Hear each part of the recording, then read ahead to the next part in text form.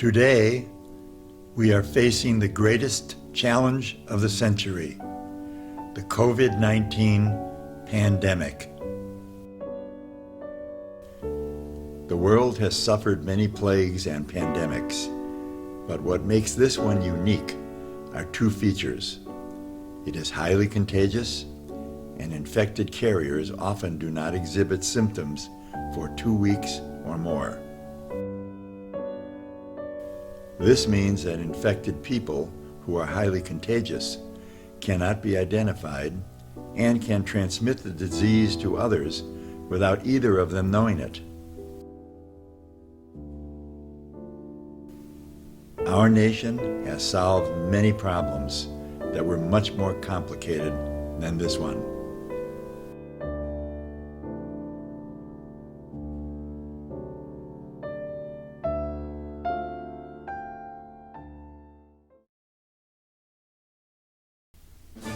We demonstrated this in World War II when we turned our attention from a peacetime economy to an industrial powerhouse in less than 18 months.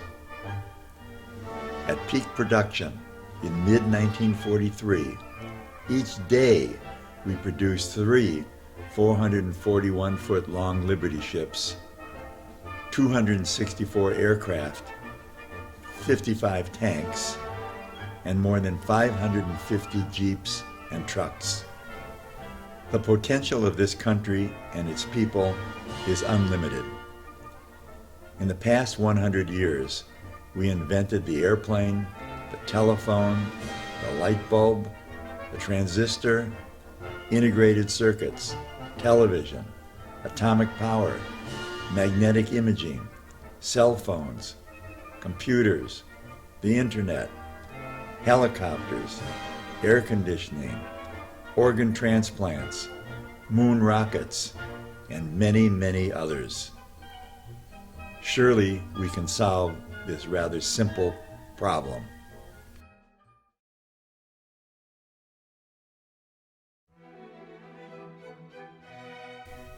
We have shut down an entire country and attempted to isolate 330 million people, simply because we are unable to identify and separate those who have the virus from those who are free from it.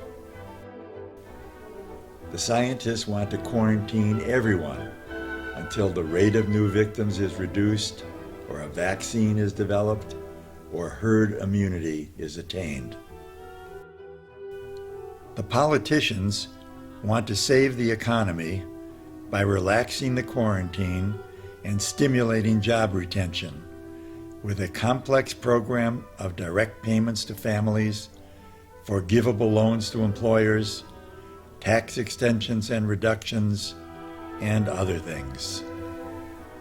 Neither group has a plan, only a hope, which is not a strategy. This tug-of-war has led to stalemate, dissension, and ineffective actions. On one hand, we are punishing everyone, and with the other, we are attempting to reward some of them to justify our punishment. This is crazy and unsustainable.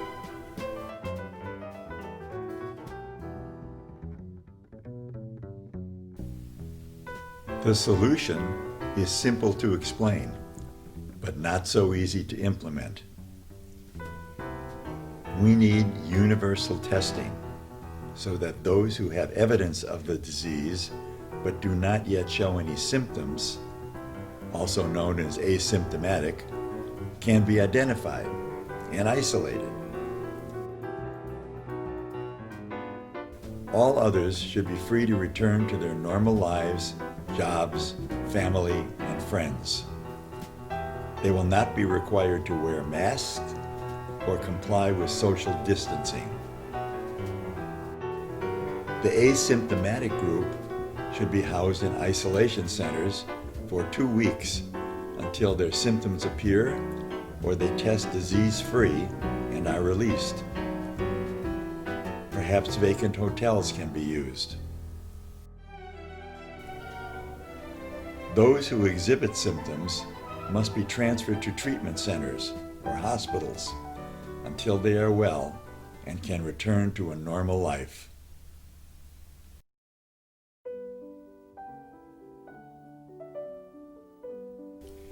The first step is to decide who is infected and who is healthy. I propose a nationwide chain of testing stations, hundreds of thousands of them. They could be in our 35,000 post offices, 98,000 public schools, 16,000 public libraries, and 83,000 branch banks. If this sounds daunting, remember public telephones and phone booths. In 1999, there were 2 million. Everyone must be required to test at least once a week. Evidence of the test will be verified by a plastic ID card that is inserted in the test device. Until an instant reading test is developed, all the test samples will be collected daily and brought to labs for processing. Positive test results will be sent electronically to the infected person's ID card. If this sounds too complicated, think of what we did in World War II, when the entire nation was inspired to achieve a common goal. But how do we encourage people today to get a weekly test? It's simple. They will self-motivate by preventing them from entering any place where they will encounter other people. All places visited by the public must be outfitted with an ID reader located at the entrance. This includes restaurants, banks, barbershops, grocery stores, movie theaters, retail stores, and other places.